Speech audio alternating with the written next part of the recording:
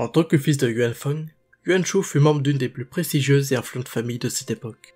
Bien qu'étant un homme de prouesse, il était réputé pour son charisme ou pour sa vertu, mais les flammes de l'ambition brûlèrent en lui. Et telle une faim insatiable, elles ne s'éteignirent. Peu importe sa position, il lui en fallait plus. Il aurait pu devenir l'aîné légitime de la famille Yuan. Puis, Yuan Shao arriva. Ce dernier avait toutes les qualités requises pour être un chef né. Charismatique, amical et beau, il savait comment plaire et attirer vers lui les talents. De plus, il était respecté et réputé dans tout l'Empire, notamment avec le deuil successif de son père, puis de sa mère. À défaut de prendre ses fonctions avant la purge des eunuques en 189, cela lui valut le respect et les louanges de nombreux lettrés et savants. Mais ce qui sema la discorde entre les deux frères fut la mort de Yuan Cheng, le frère aîné de Yuan Feng. Avant de mourir, il adopta Yuan Shao, faisant de lui son héritier, et donc l'aîné de la famille Yuan. Et ce, peu importe le fait qu'il soit probablement le fils d'une concubine. Pour Yuan Shu, l'épisode de la coalition ne fut qu'une brève trêve dans leur rivalité. Envieux de l'aura qui entourait son frère, il le calomnia vivement. Désormais, les plaines centrales furent le théâtre d'une lutte fratricide, et la famille Yuan implosa.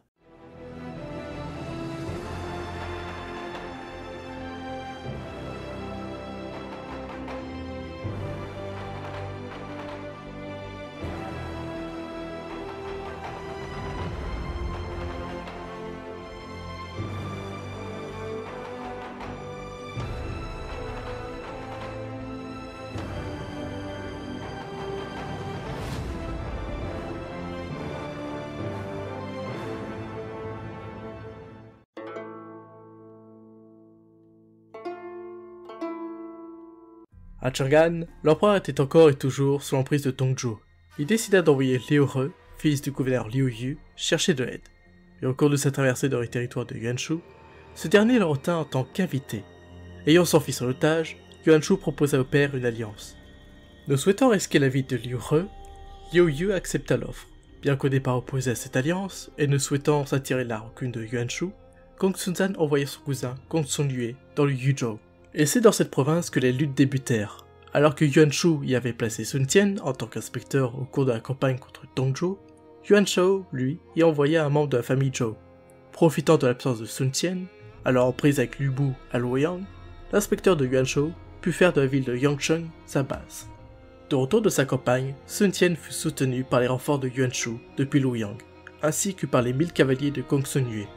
Toutefois, les escarmouches dans la commanderie furent coûteuses en vie humaine. Et parmi celles-ci, on y retrouve Gong Xunlue. Cette mort ne fera qu'attiser le courroux de son cousin. Après avoir récupéré ses forces, Sun Tian finira par vaincre les frères Zhou après plusieurs affrontements et les chasser hors du Yuzhou. La bataille de Yangcheng fut celle qui mit définitivement fin à la coalition et celle qui annonça les conflits à venir. Fort de cette victoire, Yuan Shu se comporta en despote à Nanyang. Sa vanité et sa mauvaise gestion dans les affaires administratives le rendit de plus en plus impopulaire dans ses propres terres.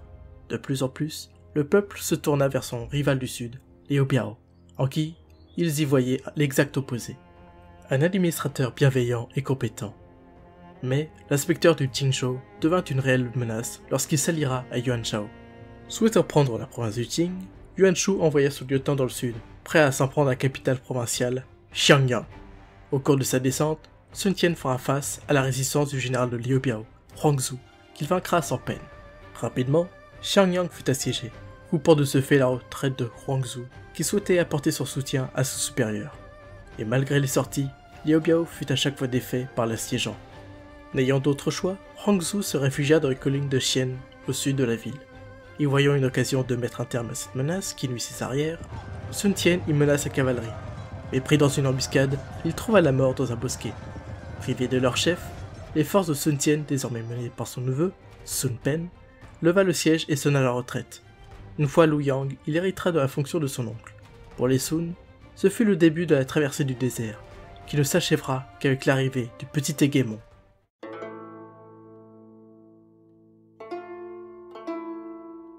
La mort de Gong Xunlue fut le prétexte idéal pour Gong Xunzan d'envahir le Tizhou. Il n'avait oublié le duperie de Yuan Shao qui lui avait promis les rênes de la province auparavant. Fort d'une armée de plus de 30 000 hommes, il marcha au combat. Durant sa descente, il envoya son lieutenant, Tian Kai, ainsi que son ami d'enfance, un certain Liu Bei, s'emparer du Qingzhou. Il envoya également Shan Ting dans le Yanzhou pour en faire son inspecteur. Pour ce qui est du Tizhou, ce sera Yan Gong qui sera envoyé en tant qu'inspecteur. Face à une telle armée, nombreux dans le Tijou se mirent à douter des chances de succès de Yuan Shao. Et nombreux furent les chefs locaux à se rallier à Kong Xuzan, qui put conquérir aisément le nord de la province. Au début de l'année 192, Yuan Shao rassembla toutes ses forces et avança vers le campement de son ennemi, alors installé non loin du pont de Tie. Ne voulant laisser à Yuan Shao l'avantage de l'initiative, Kong Xuzan l'attaqua férocement. Face à lui se trouva l'avant-garde de Ye, alors menée par Tsui Yi. Seuls 800 lanciers supportés par 1000 arbalétriers sur chaque aile se tinrent prêts à repousser ses troupes. Immobiles derrière un mur de boucliers, ils purent repousser la cavalerie d'élite de Kong Xuzan, ainsi que les fantassins qui constituèrent sa deuxième vague. Alors que le mur tint bon, les arbalètes firent des ravages dans les troupes de Kong Xuzan. Au cours de la bataille, Yuan Shao lui-même fut engagé par un contingent de cavaliers alors qu'il rejoignait son lieutenant. Refusant de se cacher, il les affronta au péril de sa vie, jusqu'à ce que Tsui Yi pût apporter ses renforts. Une fois la force principale de son ennemi défaite, ils franchirent le pont pour capturer le campement de Kong Xuzan, qui, bien qu'ayant rassemblé ses troupes, fut défait une nouvelle fois. N'ayant d'autre choix, il battit en retraite, laissant derrière lui la dépouille de Yan Kang et de plusieurs milliers d'hommes du Yaozhou. Malgré ses succès initiaux, les forces de Kong Xuzan perdirent du terrain, que cela soit dans le Tizhou avec la défaite du pont de Tie, ou dans le Qingzhou où Yuan Tan put repousser Tian Kai de Pingyuan. Quant au Yanzhou, Shan Ting ne put vaincre Cao Cao, alors nouvel inspecteur du Yanzhou au nom de Yuan Shao. Mais Kong Xuzan ne fut dans une position délicate. Après tout, il avait toujours beaucoup d'hommes en réserve et put repousser une contre-attaque d'un des généraux de Yuan Shao. Vers la fin de l'année 592, sa confiance à la victoire vacillera après plusieurs défaites et n'organisera plus la moindre campagne dans le Tizhou. En 193, Li Jue, alors à la tête du gouvernement à Chang'an, envoya un émissaire négocier la paix entre les deux parties. Alors que Yuan Shao avait fort à faire avec les bandits du Haishan, qui avaient temporairement occupé Ye, Kong Xuzan, lui, souhaitait renforcer son pouvoir dans le Yaozhou. Pour les deux parties, ce fut un répit qui tomba à point nommé. Alors qu'à l'ouest, les machinations s'enflammèrent.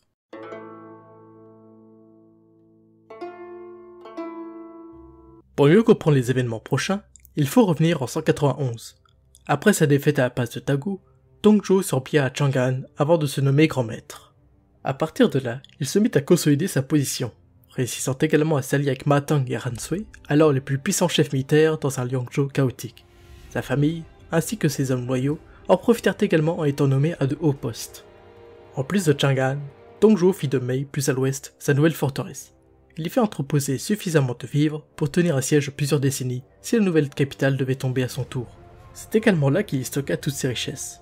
Toutefois, le caractère volatile, ainsi que le régime autoritaire du grand maître, attira de plus en plus l'inimité sur lui. Sachant cela, il fit de Lubo son garde du corps. Et même pour ce dernier, la coexistence avec son père adoptif se révéla compliquée. Au cours d'une dispute concernant l'une des servantes de Dongzhou, ce dernier jeta une lance en direction de son garde, qui sut l'esquiver avant de s'excuser. Depuis, les relations entre père et fils furent plus que tendues. C'est également sous le règne de Dongzhou que Wang Yun devint ministre au-dessus des masses. Bien qu'il complimentait le grand maître public, celui-ci ressentait en réalité une haine viscérale pour celui qu'il considérait comme étant un usurpateur, un ennemi des Han. Lu Bu se rendit régulièrement dans la demeure du ministre. Les deux hommes s'appréciant mutuellement. Wang Yun le traitait toujours avec bonté et hospitalité et n'hésitait jamais à le complimenter, plus particulièrement sur ses prouesses martiales. Mais au cours d'une de ses visites, Lu Bu finit par avouer à Wang Yun qu'il craignait que Dongzhou finisse par le tuer. Pour le ministre, alors en pleine conspiration, ce fut l'occasion idéale d'avoir un allié de taille. Wang Yun l'invita à le rejoindre et à renverser le tyran. Au départ hésitant, Lu Bu finit par accepter. Le 22 mai de l'année 192, Dongzhou se rendit au palais impérial, souhaitant célébrer le rétablissement de l'empereur Xian, auparavant frappé par la maladie. Les différents conjurateurs étant déguisés en garde, le piège fut mis en place. Lorsque le grand maître s'approcha des portes, l'un des compatriotes de Lu Bu, un certain Li Su, tenta d'abattre Dongzhou avec sa lance. Mais sous sa robe, ce dernier portait toujours une armure qui sut détourner le fer de l'arme. Entouré par une douzaine d'ennemis, Dongzhou hurla et appela Lu Bu de tout son souffle. Mais la seule chose que son fils adoptif lui apporta, c'est la pointe de sa hallebarde qui transperça son armure pour l'oxyre. Avec le corps décapité et désacralisé de Dongzhou à leurs pieds, Lu Bu et Wang Yun purent restaurer l'ordre impérial, mais seulement pour un temps.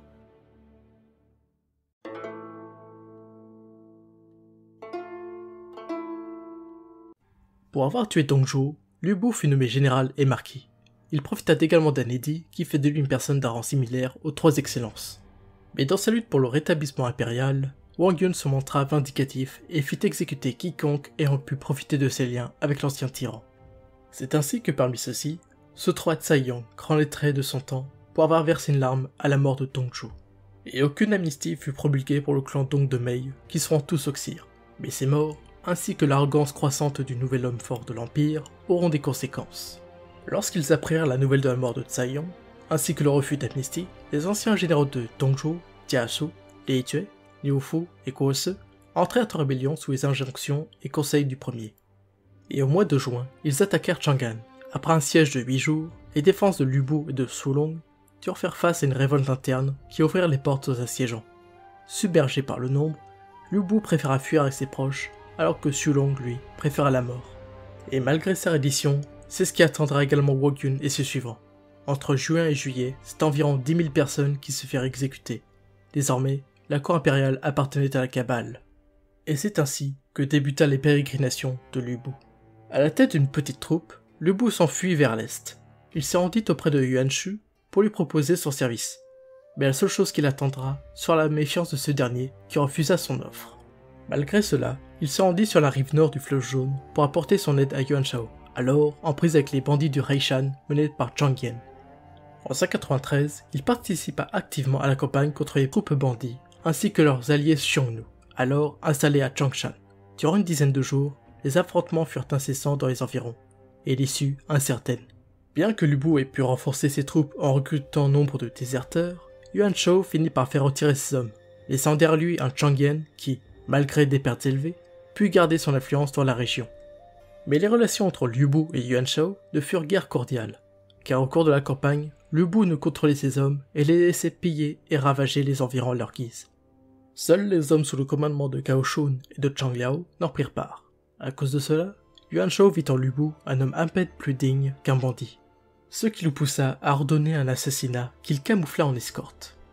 Prévenu à temps, Lu Bu et ses troupes partirent prestement vers les territoires de Changyang du Renei. Puis, il se rendit dans le Ganzhou en 194, invité par les frères Chang ainsi que par Chen Gong à devenir inspecteur de la province à la place de Cao Cao, alors en campagne dans le Suzhou contre Tao Qian. La province fut vulnérable face aux attaques extérieures et intérieures.